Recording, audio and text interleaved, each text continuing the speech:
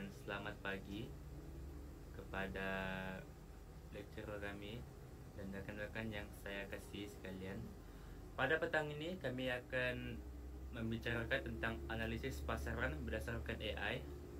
Dan seperti yang anda boleh lihat, nama-nama kumpulan kami, Abdullah Fahmi, Azwan Nizam, nama saya, Muhammad Fakir dan Iman Haikal.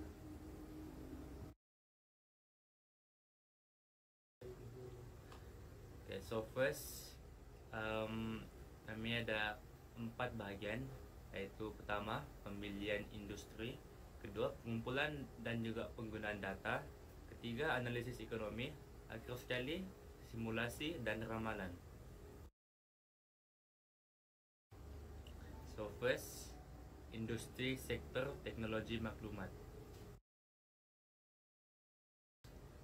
Okay, so berdasarkan Google, kita boleh melihat bahawa data yang ditunjukkan ialah iPhone mempunyai bilangan interest over time yang lebih tinggi berbanding Samsung dan Huawei. Dan kita boleh lihat bahawa average bagi iPhone jauh lebih tinggi berbanding Samsung dan Huawei di Malaysia selama 5 tahun. Saya, Abdullah Fahmi bin Azman, akan menerangkan tentang pengumpulan dan penggunaan data. Okey, graf pertama menunjukkan penawaran untuk telefon bimbit berjenama iPhone, Samsung dan Huawei dari tahun 2019 hingga tahun 2024. Graf ini menunjukkan bahawa penawaran bagi jenama Samsung meningkat diikuti jenama iPhone dan Huawei. Graf yang kedua pula menunjukkan bahawa permintaan bagi telefon pintar iPhone, Samsung dan Huawei dari tahun 2019 hingga tahun 2024. Graf menunjukkan permintaan bagi Huawei menurun secara mendadak dari tahun 2020 hingga 2022, manakala peningkatan bagi jenama iPhone dan penurunan bagi jenama Samsung.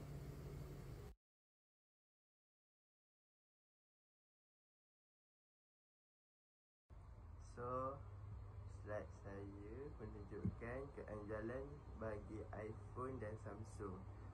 So dekat sini kita boleh nampak yang graf keanjalan harga permintaan bagi industri telefon bimbit iaitu iPhone ni, dia lebih mendatang macam ni, So lepas bagi graf keanjalan harga permintaan Samsung pula, dia lebih cerun ke macam ni.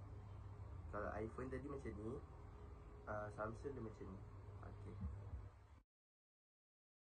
Itu pula bagi pengiraan keanjalan bagi iPhone dan Samsung. So kita kira lah. So kita ambil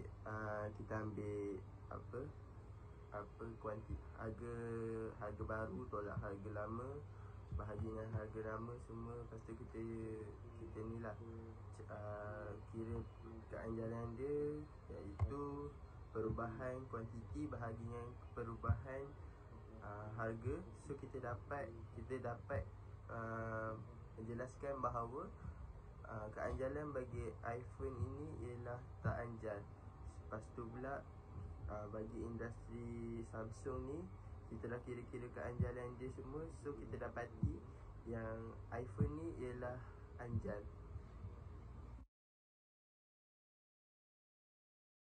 Kita gabungkan graf keanjalan harga permintaan iPhone dan Samsung dalam satu graf. Kita dapat tengok yang graf keanjalan iPhone ni lebih mendata, yang bermaksud tak anjal lah, sebab kita dah kira tadi kan. So kita dapat yang dia tak anjal. Lepas tu Samsung pula dia lebih curam, maknanya dia anjal. Itu saja. Okey, sekarang kita bergerak kepada jenis pasaran untuk iPhone dan Samsung. iPhone dan Samsung berada pada pasaran oligopoli. Di sini ada beberapa ciri dia yang utama. Yang pertama ialah bilangan firma yang sedikit tetapi kuat, dalam pasaran telefon pintar premium hanya beberapa jenama yang benar dominan seperti Apple, iPhone, Samsung dan sedikit pesaing lain seperti Xiaomi dan Huawei. Seterusnya, ciri untuk pasaran oligopoli dalam pasaran iPhone dan Samsung, pengeluar mempunyai kuasa untuk menetapkan harga. Tidak seperti pasaran persaingan sempurna, Apple dan Samsung boleh tetapkan harga sendiri. Contohnya, Apple boleh menjual iPhone 15 Pro lebih daripada RM6,000 dan masih ada permintaan. Harga ditentukan berdasarkan strategi jenama, inovasi dan teknologi, bukan semata-mata kos.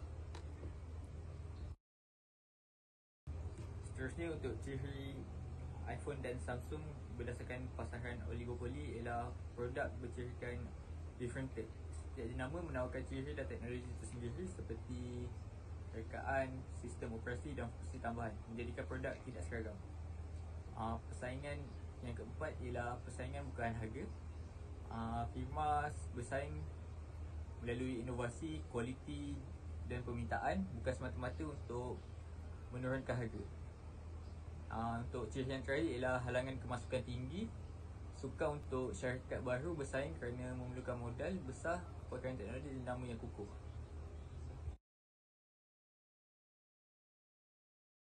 Seterusnya, kita bergerak kepada ramalan pasaran berdasarkan AI.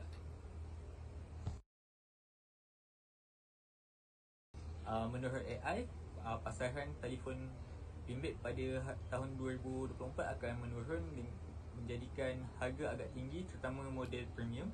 Seterusnya, permintaan tinggi untuk rangkaian internet 5G. Inflasi dan kos import meningkat dan ekonomi masih dalam pemulihan. Seterusnya, pada tahun 2025,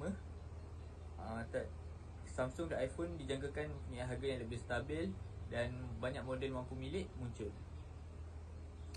Seterusnya, persaingan ini akan menyebabkan persaingan antar jenama yang semakin meningkat dan diperbanyakkan lagi promosi dan diskaun agresif kerana teknologi menjadi lebih mampu milik. Untuk tahun 2026, menurut jangkaan AI, harga menurun untuk model pertengahan dah lama. Untuk harga barangan tertinggi mereka iaitu flagship kekal tinggi dengan ciri baru dan terdapat banyak inovasi seperti pemasukan AI dan pasaran akan matang pada tahun 2026.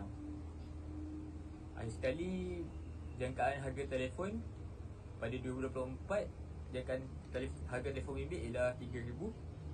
Pada tahun 2025 akan meningkat sebanyak 200 menjadikan nilai RM3,200 dan AI menjangkakan pada tahun 2026 harga akan menjadi RM3,400. Sekian.